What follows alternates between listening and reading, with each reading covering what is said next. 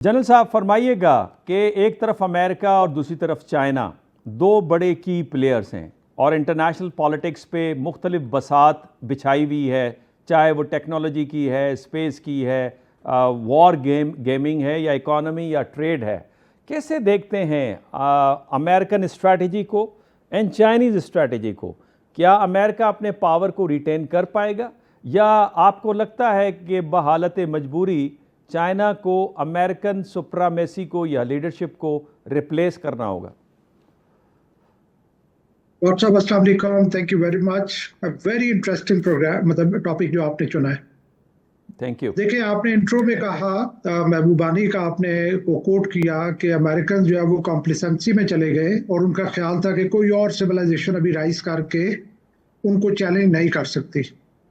तो मैं यहाँ पे एक उर्दू का शेर कहना चाहूंगा, जाने ना जाने गुल ही ना जाने बाग तो सारा जाने है।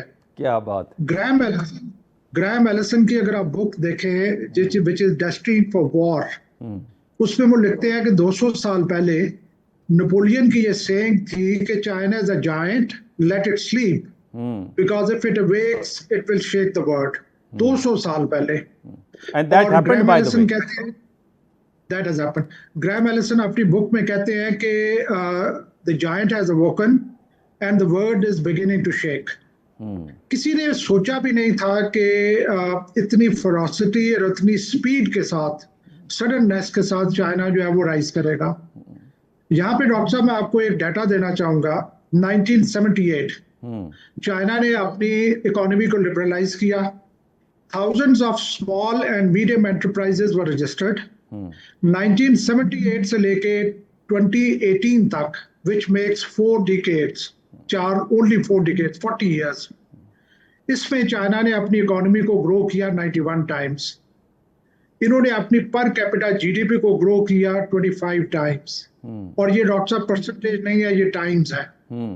यही ट्रेजेक्ट्री अगर आप 1978 ऑनवर्ड्स आप यूएस की देखें तो पिछले 40 साल यूएस जो है वो थ्रू आउट जंगों में पड़ा रहा है। सोवियत यूनियन को शिकस्त देनी थी, 79 में हमारे बैकयार्ड में आया। फिर उसके बाद मल्टीपल उसने कॉन्फ्लिक्ट्स देखे।